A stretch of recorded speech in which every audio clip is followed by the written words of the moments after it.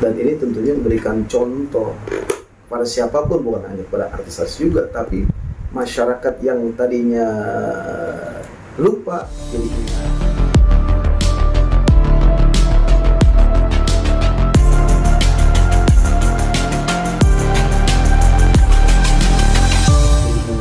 Karena kegiatan-kegiatan yang dilakukan adalah menyuguhkan kepada orang berbuka puasa, dan ini pun yang sangat besar bisa dilihat ketika itu tayang, maka dilihat oleh ribuan jutaan orang, kemudian mengikuti keterlibatan mereka atau mengikuti contoh yang memang fansnya ini melakukan kegiatan seperti iftar jama'i, dan ini menjadi sorotan yang penting, sorotan yang baik, dan bahkan ini mengangkat derajat orang-orang yang mencintai Atta Halilintar. Pokoknya ketika ini menjadi contoh buat orang sekelilingnya atau artis lain atau siapapun yang melihat program ini melakukan iftar jama'i, memberikan takjil, subhanallah, maka pahalanya mandala ala khairin, barang siapa mengerjakan kebaikan mithlu falahu ajri, maka pahalanya seperti apa yang dilakukan. Kenapa? Awalnya sudah memberikan contoh. Ketika contoh dilakukan diikuti orang lain, dan ini pahalanya berkali-kali lipat. Dan terlebih dalam agama kita, agama Islam, ketika ini berlebihan selama konteksnya tidak bertentangan syariat agama Islam, sah-sah saja. Namun ekspresinya orang berbeda-beda. Ketika ini menjadi suatu program kebaikan, kemaslahatan umat, ini justru fanatik ini adalah membawa dia ke akhirat.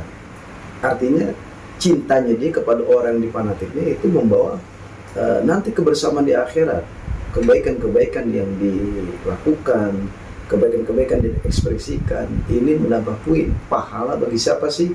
Penggemarnya, pada fansnya, dan tentu lagi juga Atta Halilintar mendapatkan keberkahan dari pahala tersebut. Artinya Allah Subhanahu wa Ta'ala mengangkat derajat bagi suatu komunitas yang dimana komunitas itu atau katakanlah fansnya itu yang memang jumlahnya ribuan, bahkan sampai nasional. Ini subhanallah, dan mereka semua bekerja keras tanpa ada instruksi. Inisiatif mereka membuat suatu program acara berbagi kemaslahatan, ini tentunya mendapatkan poin. Bagi siapa sih? Poinnya poin pahala ya. Ingat, selama kritikan seorang fans tersebut tidak melebihi dari yang mudarat, ini termasuk manfaat, sah-sah saja selama tidak ada kemusyrikan, kemaksiatan, dan kezaliman di dalamnya. Definisi cinta Islam bagaimana sih? Ya tentunya yarhamuhumur rahmah. Ketika Allah Subhanahu wa Ta'ala ada rasa cinta terhadap ada salah satu ayat, yuhibbunahum kahubbillahi walladzina amanu asyaddu hubban lilladzina hubbisyahawati minan nisa'i wal banina wa qanatin qantara. Allah Subhanahu wa Ta'ala memberikan rahmat, rasa cinta di antara sesama. Mereka dilebihkan oleh Allah dari rasa hawa nafsu, tapi berbagai macam cara orang mengekspresikan rasa cintanya kepada orang yang difanatikannya. Dengan cara apa sih? Rasa cinta tumbuh, ikatan rasa cinta ada daya magnet di situ. Dia akan mampu berkorban apapun dilakukan demi mencapai rasa cintanya kepada orang yang dicintainya. Dan ekspresi rasa cinta itu bisa dilakukan dengan berbagai macam cara, sehingga di situ akan tumbuh satu sama lain di antara penggemarnya sama tokohnya yang dirasa cinta. Itu ada ikatan batin. Islam memandang itulah fitrah cinta yang tidak mungkin akan hilang, akan tumbuh rasa cinta itu terhadap satu sama lain. Kenapa? Pasti wa inna likulli syai'in sabab. Pasti semua itu pasti ada asbab.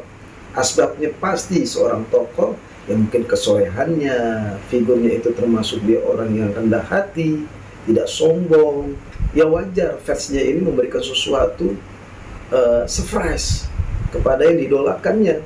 Karena yang didolakan tersebut adalah orang yang soleh, orang yang taat kepada Allah, kemudian nggak sombong, dermawan. Ini memang justru mendapat ikatan cinta terhadap fansnya, yaitu wajar poin yang mereka lakukan kepada Atta Halilintar.